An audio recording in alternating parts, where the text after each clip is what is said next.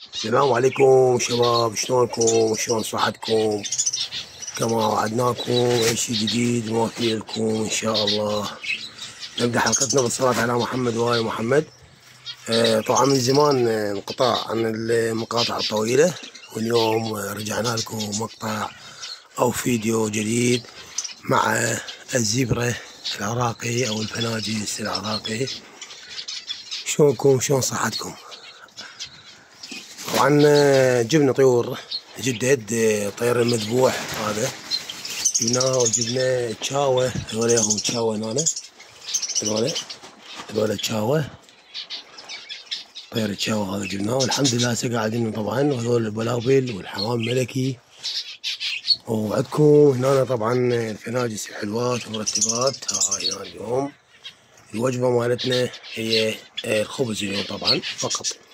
يعني كل يوم خبز، يوم خضرة، يوم تمن، طبعا هيك يعني، يوم خيار هيك يعني. ما اعطيهم كل يوم يعني كل سوى يعني.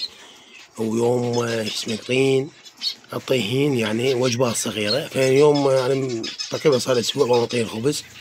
فهو يعني كل نوع يعقب تقريبا 4 ايام 5 ايام الا اعطيهن مرة. يعني كالمعتاد يعني شلون تقول كل بالاسبوع مرة واحدة، هو هم يصير هيك، يصير كل 5 ايام نوع.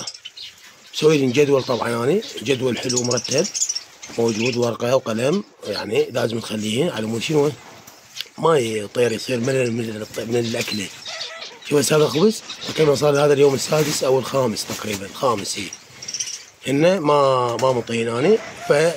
شوفوا شلون اليوم أكلن. طبعا عندنا جامبو والسوبر جامبو والمذبوح والخد الأسود. طبعا هم جبت الخد الأسود موجود. طبعا اليوم الهواء عالي كلش، فلازم اسوي لهم اليوم طبعا شويه ارتب اللون مالتهن، لان ما ادري بعد شو لقيت اكو فتحات هوايه، كلش اكو فتحات هوايه لازم اسوي لهم هسه ارتبهن. وانتم تشوفون هاي الطيور قدامكم اليوم. وطبعا رتبنا المحميه، هم رتبناها ترى ما خليناها تشوفوا. هذا كان كله طالع طابوق وهاي، فجبت 3 زايدات عندنا سيراميكات فحطيتن هاي الترتيب. هذا ترتيب حلو هيك ارتب واحلى. وهاي المحمية من فوق فهمني طيور، من فوق طيور فهمني.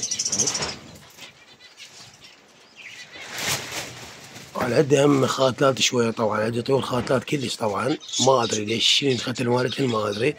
ورغم يعني انا جبت عظم الحبار هذا جبته، وجبت حطيت اللايلون هذا شو اسمه يسميه هاي ثوم. ان شاء الله ما فيكم فيديوهات جدد. شكرا، حسن المتابعة.